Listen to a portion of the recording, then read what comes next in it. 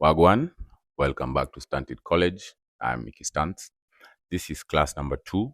Today we're going to look at the back fall and the back roll. We'll get into a few variations of the back fall. Basic variations, by the way, there's so much progression that you can achieve with continued training. And then we'll get to see how we learn the back roll. For those of us who've studied the first video, the the forward roll and the back roll is just forward and reverse movement.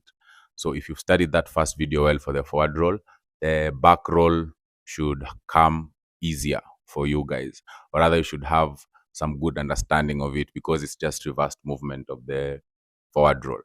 So starting with the back fall, let's get to it.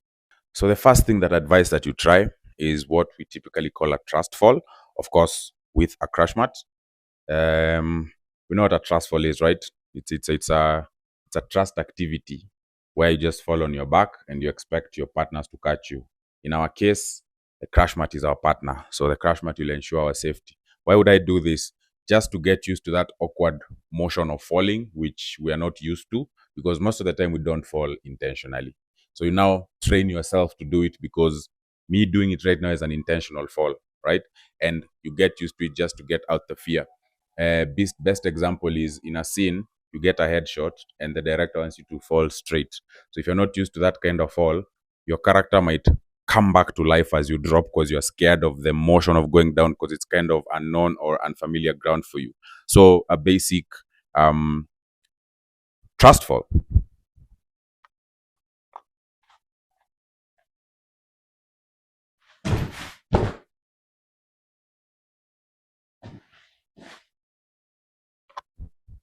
So that is it. I would say it's pretty simple, maybe because I've done it a few times. But as you can see, first thing, tuck your chin so that the back of your head does not hit the ground. Yeah, that's a huge no-no. And then your hands will be the first point of contact on the ground. Okay? Because as you drop down, for safety, you understand? For safety, you have to learn body mechanics to make sure that you don't hit the ground with an area of your body that might get injured easily. That is where we break falls with our hands. So as you drop down, the first thing you do is hold the floor. Same thing we did with the forward fall. Now the difference is when you're going forward, at least you see where you're going. And of course, now you have your hands right in front of you. But when you're going back, you don't know where you're going. So now you learn the body movement in the sense that your hands will be placed just slightly behind you. So now they're the first thing that hit the floor. And now you'll get used to that motion, right? That's why we use a crash mat. So before you learn to brace yourself from the fall, because again, gravity is taking over the moment you start dropping, your hands will start to brace most of that force as you move on, right? And so other than the trust fall now, let's talk about other different situations where you can fall on your back safely. When you were doing the forward fall, we talked about reducing our silhouette, where we were discussing going down on your knee and then following through with that fall. So this is the same thing, except this time instead of going forward with the knee, it's like you're going to sit down and then you lay back. Like for example,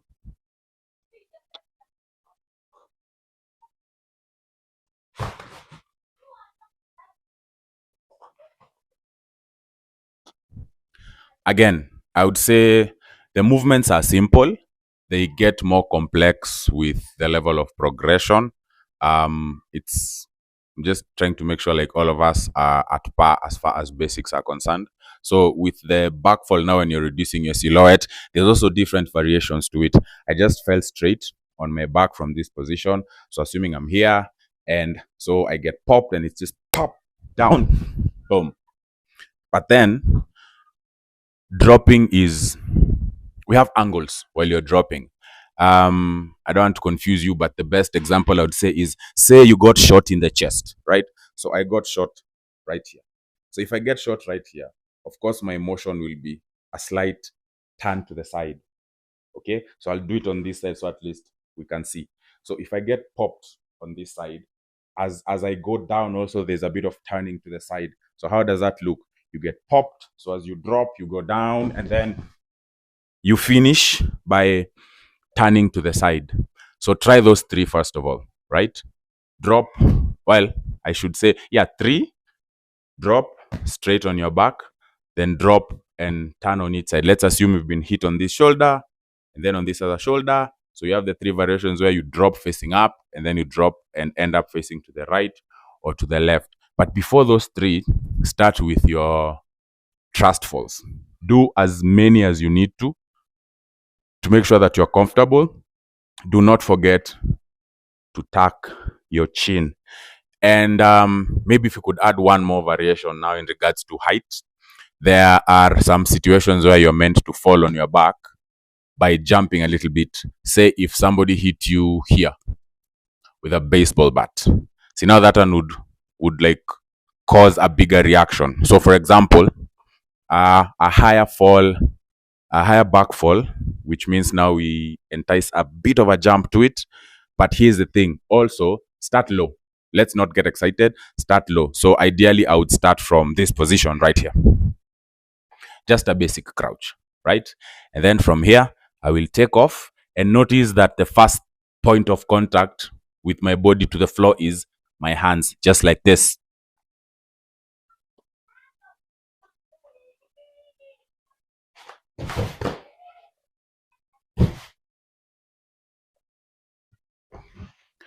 So since the first point of contact is our hands, that means we save the back from getting injured, right? Notice how the body will move. Hands go down fast, but then the back is not straight.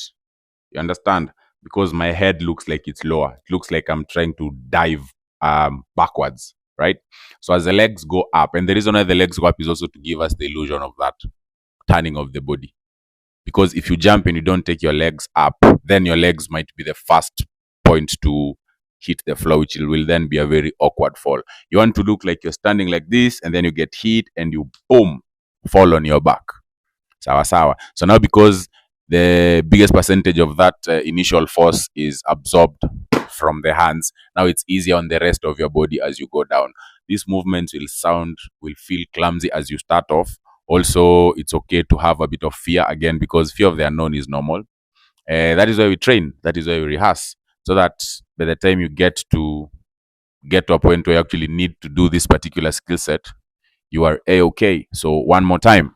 So this time I'll do it from a full standing position. So we just see that there's not much difference when you're landing, right? Starting from here is just so that we feel like we didn't go too high. Starting from here is just a step up from that.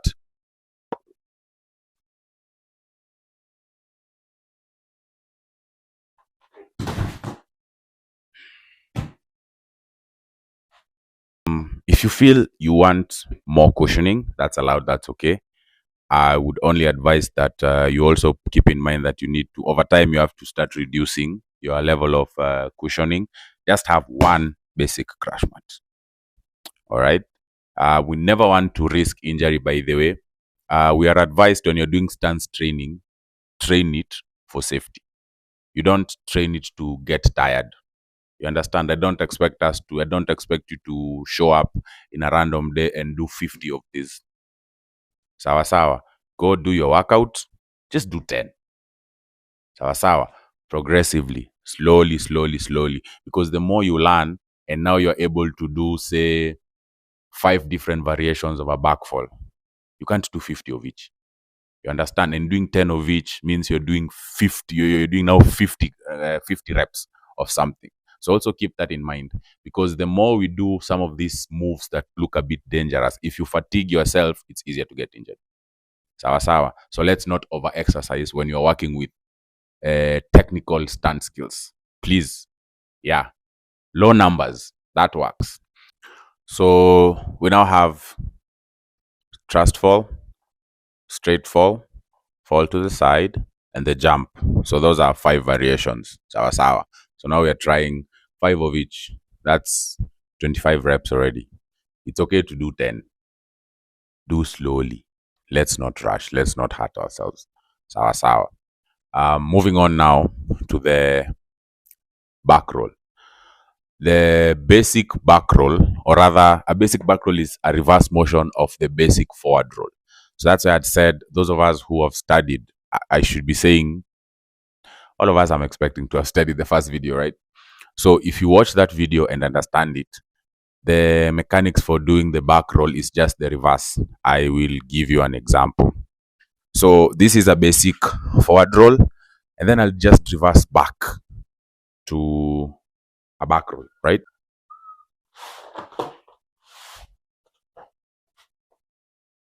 Down to basics. So first of all, when you're rolling backwards, there's a position that's a bit uncomfortable. This position right here. It's quite uncomfortable. It feels like now you are locked and you don't exactly have a place to go. That is where you work with shoulder rolls. So how a shoulder roll works is I'll pick a side. Mine is right. Hand is down to support my motion, and then I'll look at that side. Because I'm looking at that side, now I can be able to just turn over my shoulder. So again, remember, a shoulder roll is easier for the forward roll. So again, shoulder roll on the side. Boom. Right? So technically, it's just a reverse movement when I'm going behind. So here are some of the drills that would really help you to achieve the back roll on your shoulder, because it's way easier. So all you need to do is just make sure you can lie back, tap one side. It makes sense to try both sides because it's a drill. So it kind of will look like this.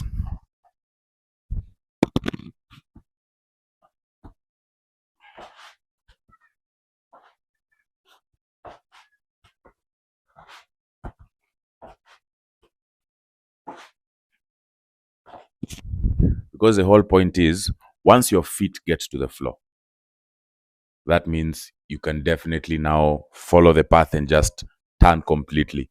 I'll try and go slowly like this.